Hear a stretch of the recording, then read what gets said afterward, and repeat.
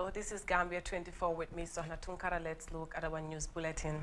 Gambia's Ministry of Information Friday held the 5th ministerial update on recent developments. The International Criminal Court denounced the sanction moved by the Trump administration on the court. These and more coming up on Gambia 24. Stay tuned.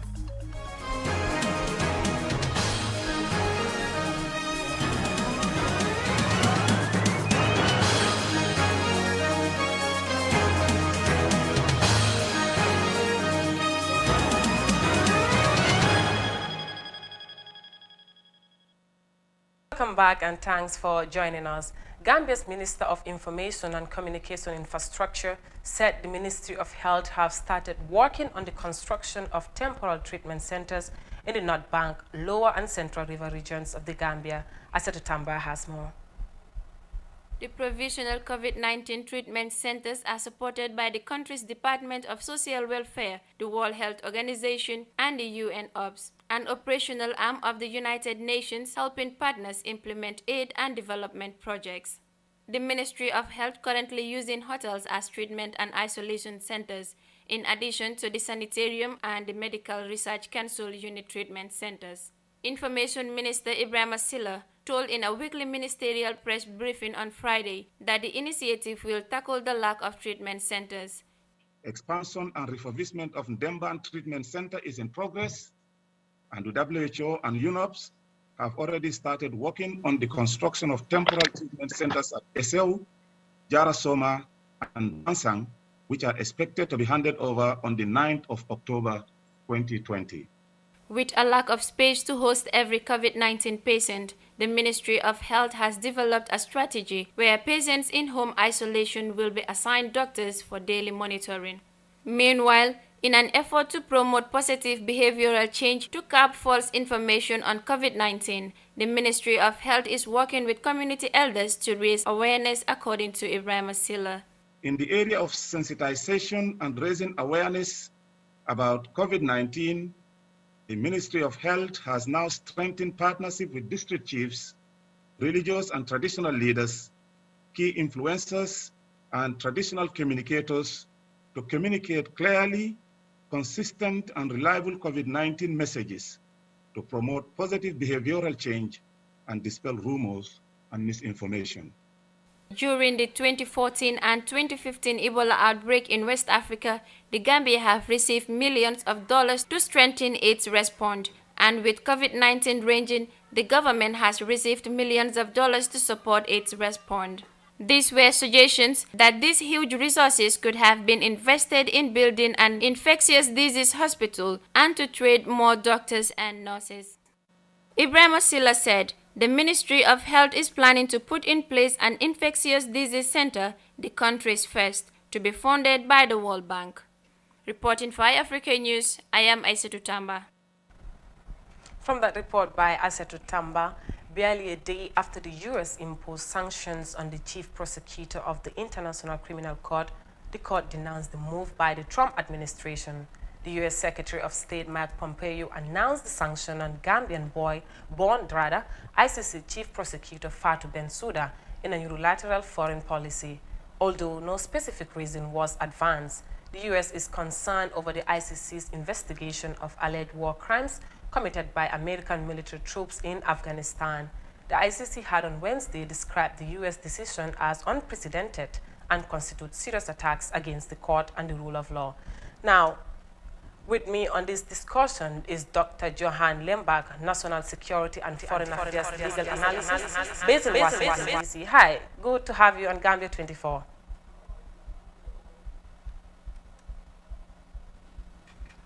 To begin with, what is the U.S. trying to achieve by pressing sanction on the ICC Chief Prosecutor Fatou Bensouda and her Director of Jurisdiction?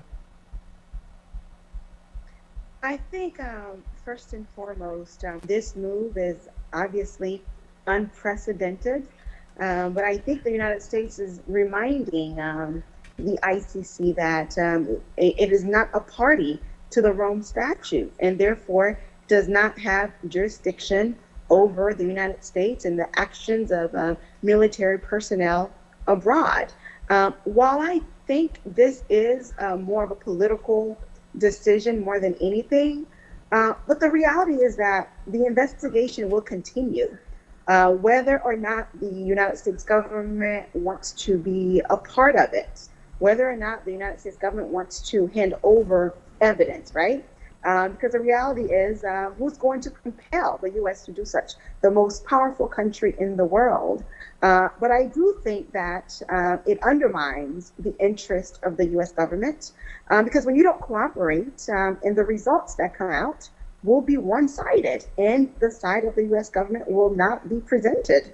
But to make a long story short, I do think that this is more of a political action more than anything, because election is in November.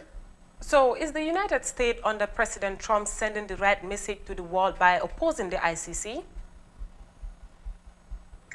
I think that many countries around the world are a party to the Rome Statute and have ratified it. And even countries that may not be a party, they support it. But I think you're right. You're absolutely correct. I think this is the wrong message for countries like, Venezuela, that is currently being investigated, and the Philippines, and so on. Well, what's interesting is that when the ICC works for the United States wants to be a part of the process, because as we know, the United States, as a member of the National Security Council, did in fact give recommendation to sanction Libyan officials, in particular Gaddafi, right? So the United States uses ICC when it works for the United States, and when it's not in the best interest, I suppose it may not be the best approach. But nonetheless, this decision is unprecedented. We know that the U.S. is not a party of the ICC. Does this mean the court cannot deal in matters relating to the U.S.? Well, when you're not a party to the Rome Statute, the United States, the ICC technically does not have jurisdiction over you. However, if the crime that's been committed on the territory of a country that is a party to the ICC, the party to the Rome Statute, rather, the court can conduct its investigation accordingly. But what's problematic about this process is that by sanctioning the lead chief prosecutor, who is a Gambian woman, and other officials of ICC, you have discredited them. Now world leaders are looking at them and second guessing their decisions, because when you have accused a party of corruption and so on, and have taking the extra step to even slap those individuals with a sanction, it impacts the character of those in charge of the ICC and ultimately the investigation. So, Dr. Johanna, how do you think this sanction will affect the job of the ICC?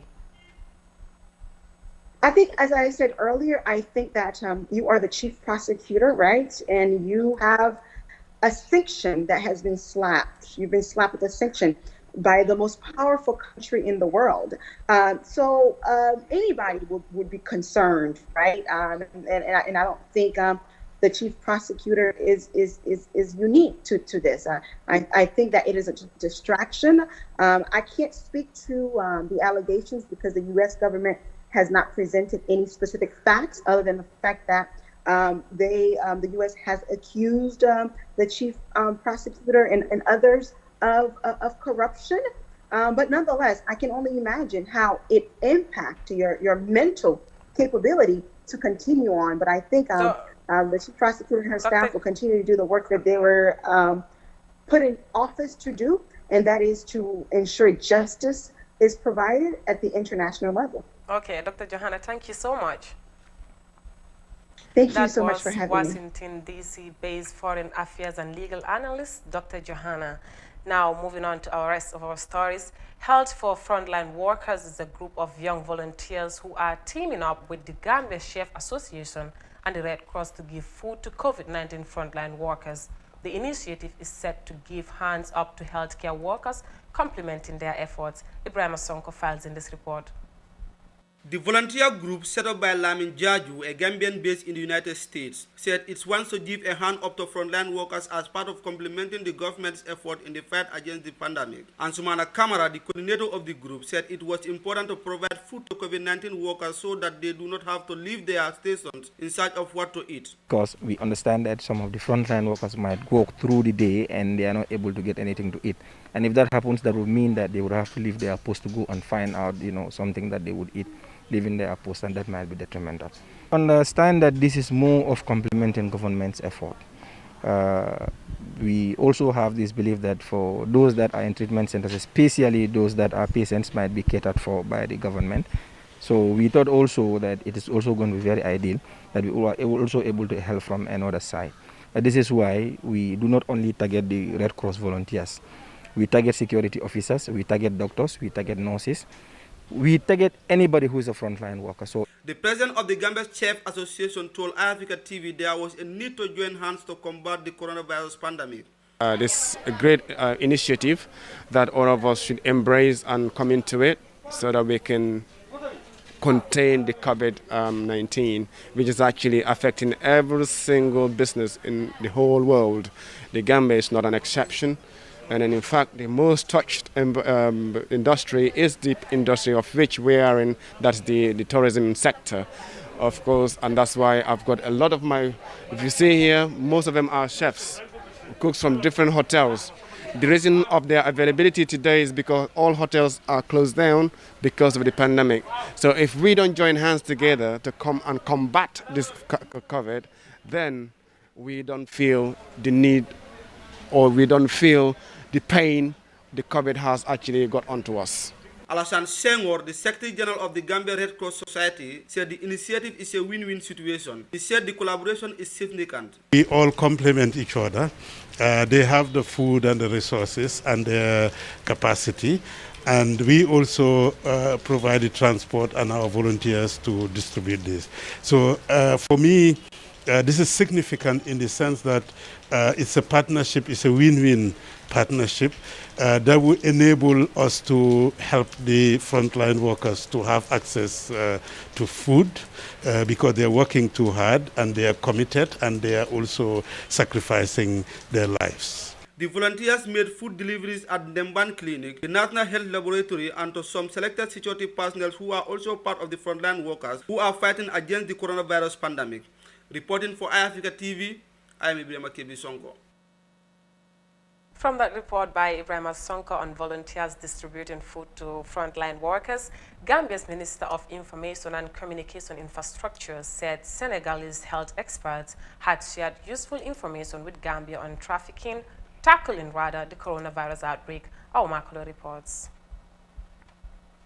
Information Minister Ibrahima Silla said a team of Senegalese health professionals who visited Banjul on August 22nd in what the Gambian government said was an interstate collaboration have shared vital information on how to fight COVID-19.